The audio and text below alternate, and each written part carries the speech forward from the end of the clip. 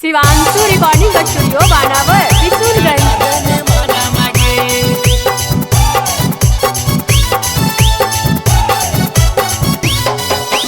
चली के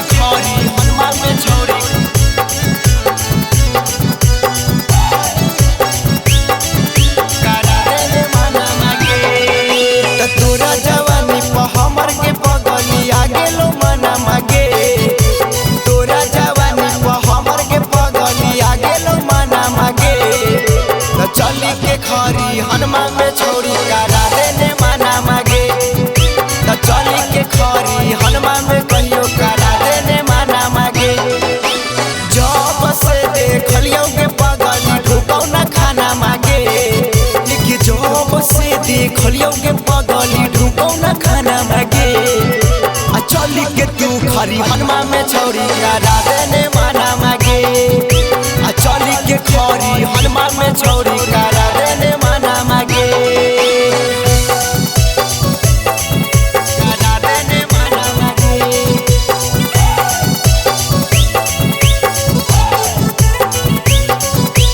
चली के खरी हनुमान में छोड़ी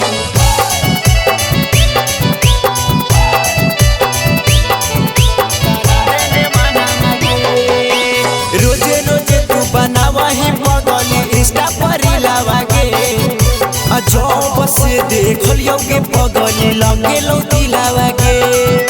पढ़ाई लिखाई छूट गेलो पगली तोरे कराना मागे। चली के खरी हनुमान में कहियो करा देने माना मागे। तोरा जवानी को हमर के पगली आ गेलो माना मागे।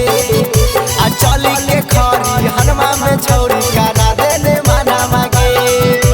जब से देखलियो के पगली लागौ न माना मागे। चली के खरी हनुमान में कहियो करा देने माना मागे।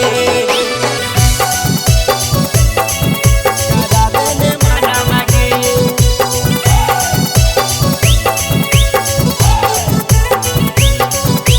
चली के खरी हनुमान में छोड़ी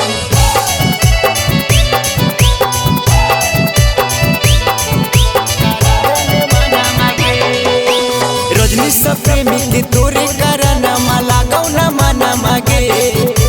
राइटर प्रिंसवा देख राती में तोरे सपना मागे। आर्या मनीषवा के तोरे कराना लागौ न माना मागे। डीजे रोशनमा देख रात में तोरे सपना मागे। तोरा जवानी पर हमर के पगली आ गेलो माना मागे। चली के खरी हनुमान में कहियो करा देने माना मागे। तोरा जवानी पर हमर के पगली आ गेलो माना मागे। चली के खरी हनुमान में कहियो करा देने माना मागे। शिवांशु रिकॉर्डिंग स्टूडियो बानावर किशोरगंज।